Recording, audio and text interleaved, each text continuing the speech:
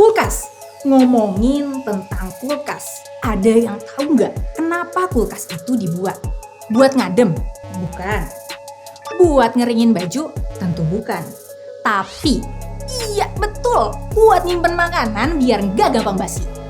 Pasti kamu pernah lihat dong, ibu kamu nyimpen sayuran atau daging di kulkas. Nah, tujuannya biar sayuran dan daging itu awet. Kalau makanan awet, kita bisa makan kapan aja tanpa khawatir basi. Tapi kira-kira siapa ya yang pertama kali kepikiran bikin kulkas?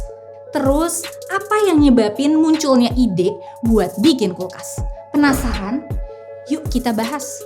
Sebelum itu, aku mau kasih info menarik nih. Aplikasi Pahamify punya fitur-fitur keren buat ngebantu kamu belajar jadi lebih seru.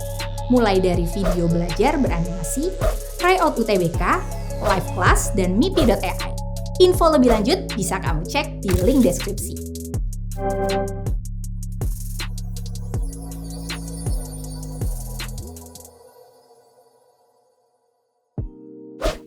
Sebelum kita bahas eksistensi kulkas, kita mulai dari sejarahnya dulu. Di zaman dulu, makanan yang gampang basi jadi masalah tersendiri karena bikin makanan gak tahan lama. Makanya, banyak orang yang berusaha ngatasin permasalahan itu dengan berbagai cara.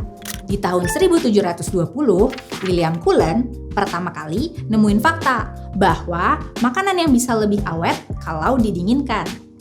Penemuan ini dilanjutin sama Jacob Perkins di tahun 1834 yang memanfaatkan tekanan uap air buat ngebekuin air. Jadinya jadi es batu. Kayak gini nih kulkas zaman dulu yang dibuat sama Jacob Perkins. Coba kita lihat. Kalau kamu lihat di sini tuh kayak lemari nggak sih bentuknya? Kayak lemari orang tua atau nenek kakek kamu gitu. Ya nggak sih? Enggak ya? Oke deh kalau gitu. Nah, langkah Jacob Perkins ini kemudian disempurnakan lagi sama Carl von Linden di tahun 1876. Linden ngegunain zat kimia kayak amonia, sulfur dioksida, dan klorida metil sebagai medianya. Penemuan Carl von Linden ini lalu dipatenkan dan jadi standar umum dalam proses pendinginan kulkas sampai saat ini. Setelah kita bahas tentang sejarah kulkas, kita langsung aja yuk lihat kulkas aslinya. Oke, jadi ini namanya kulkas. Seiring perkembangan waktu, kulkas yang dipakai makin canggih. Nah, sebelum kita cari tahu cara kerjanya, kita kenalan dulu yuk sama bagian kulkas. Hai kulkas, kenalin, aku Danya. Bagian ini namanya freezer compartment. Bagian ini nih yang bisa bikin makanan atau minuman jadi beku. Makanya kalau mau naruh es krim pasti di sini kan, bukan di bagian bawah. Nah, kalau yang ini namanya door gasket. Gunanya biar pintu kulkas bisa ketutup rapat. Lalu yang ini namanya light switch. Bagian ini bikin lampu menyala saat kulkas kebuka dan bikin lampunya mati kalau ketutup. Hayo, siapa yang suka nutup kulkas pelan-pelan cuma buat lihat lampunya mati? Apa jangan-jangan ada ilmu hitamnya? Pastinya bukan. Mau kita coba? Mari. Lampunya mati karena kepencet. Lampunya nyala karena nggak kepencet. Mantap. Nah, sekarang kita pindah ke bagian bawah. Bagian di bawah freezer ini namanya chiller. Gunanya buat naruh daging biar tetap fresh. Terus, bagian ini namanya refrigerator compartment yang terdiri dari shelf atau rak. Kalau aku sih biasanya buat naruh makanan sisa semalam. Jadi, pagi-paginya tinggal diangetin deh. Terus, yang bagian paling bawah ini namanya crisper. Gunanya buat naruh sayuran sama buah-buahan. Terakhir, refrigerator doors. Dari namanya juga jelas sekali, ini adalah pintu kulkas. Pintu kulkas juga dilengkapi rak yang lebih kecil buat nyimpan botol, telur, dan barang-barang lainnya. Jadi bisa muat banyak deh. Oke, kita udah lihat kulkasnya tadi. Terus yang jadi pertanyaan besar, kenapa sih kulkas bisa bikin makanan atau minuman jadi gak gampang basi? Apa karena ada ilmu hitamnya? Kita tidak tahu. Tapi yang pasti jelas tidak. Karena ini tuh berhubungan banget sama materi kimia di kelas 11, yaitu tentang laju reaksi.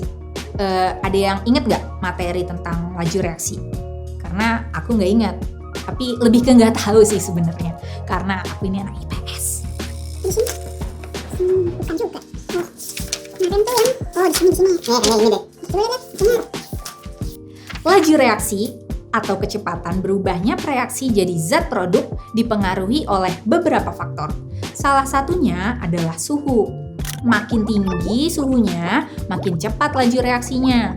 Sebaliknya, makin rendah suhunya, makin lama laju reaksinya. Nah, makanan atau minuman yang dimasukin ke kulkas, nih di sini, tujuannya buat memperlambat laju reaksinya, biar nggak cepat busuk. Proses pembusukan ini umumnya disebabkan sama bakteri atau fungi lewat reaksi kimia yang kompleks. Reaksi ini bakal berlangsung dengan baik di suhu optimum.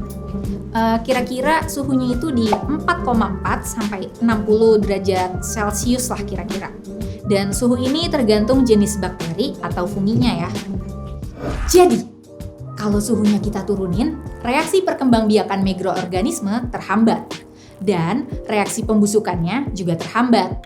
Makanya, makanan atau minuman yang dimasukkan ke dalam kulkas, ini kulkasnya, jadi tahan lama. Jadi alasannya bukan karena ilmu hitam ya, teman-teman. Chris Angel did it better. You're not even levitating, Evan? What?